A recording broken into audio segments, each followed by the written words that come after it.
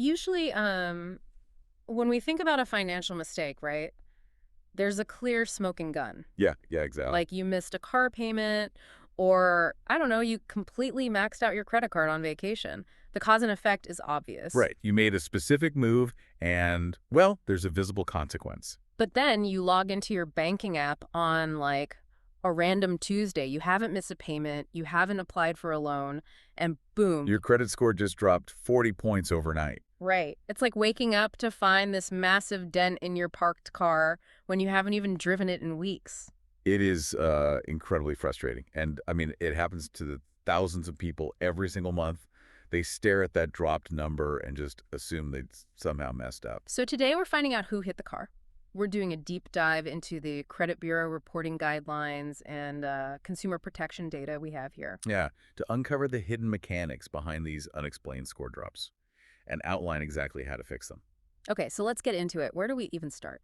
Well, the most common trap people fall into revolves around timing, specifically credit utilization.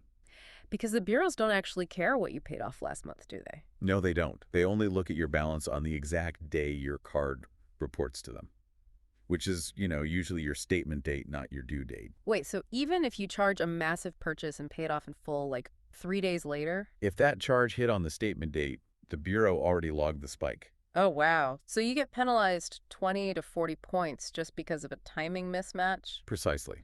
It's totally blind to your actual payment habits in that sense. I mean, it's like a landlord inspecting your apartment the day before you scheduled a deep clean. They only see the temporary mess. They completely miss the Yeah. spotless reality, yeah.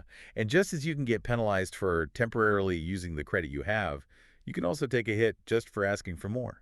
Right, because hard inquiries can stack up way faster than you'd expect. Exactly. Think about applying for a retail store card at checkout. You think it's just one inquiry, right? Right, but some of those store applications run your file through two different credit bureaus simultaneously. So the algorithm panics. It does. When multiple lenders, or even the same lender, pulling from multiple bureaus, check your file at once, it interprets that sudden burst of activity as you desperately seeking cash. Okay, so those are timing and algorithm quirks.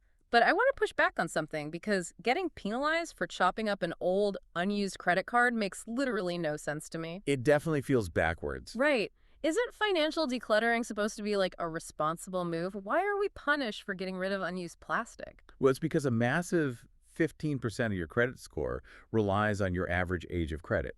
So if you opened a card back in, say, 2016, that long history acts as an anchor. Pulling your overall average up. Exactly. The second you close that account, its history stops counting. The algorithm sees a younger, riskier profile, and your score just plummets. That is wild.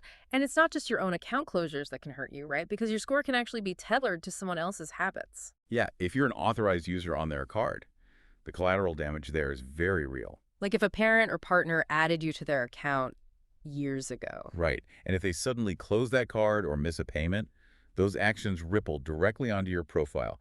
You lose their good history or inherit their bad history. Even if you did absolutely nothing wrong. Man. Okay, so those are accidental traps. But let's talk about the nightmare scenario. The malicious triggers, reporting errors, or straight up identity theft. Right. Someone opens a card in your name, misses a payment, and it tanks your file before you even know the account exists. Which honestly is the single most common cause of a sudden, unexplained 40-plus point drop when you've had zero recent activity yourself. This is why relying on a credit monitoring app to just check your 3-digit score isn't enough. The source material is so adamant about this. You have to pull the full, detailed report from all 3 bureaus. Because if it turns out to be a utilization timing issue, the fix is easy. You just shift your payment date to before the statement closes. But if you scan that report and spot a ghost account you don't recognize, you have to freeze your credit immediately and file a dispute.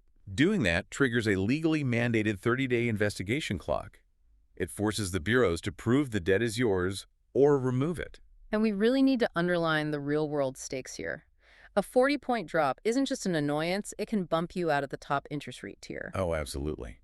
On a $300,000 mortgage, that slight rate bump can cost you over $40,000 over the life of the loan. It always comes back to checking the security cameras in the parking lot. You have to see what actually caused that dent. Yeah, the score is merely the symptom. The report is where the actual reason is hiding. Which leaves us with a rather unsettling thought for you to chew on.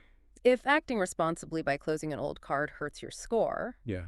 while a hidden bureau reporting error can silently cost you $40,000, is the credit scoring system actually designed to measure your financial responsibility? Or is it just measuring your predictability? Exactly. Something to think about next time you check that number.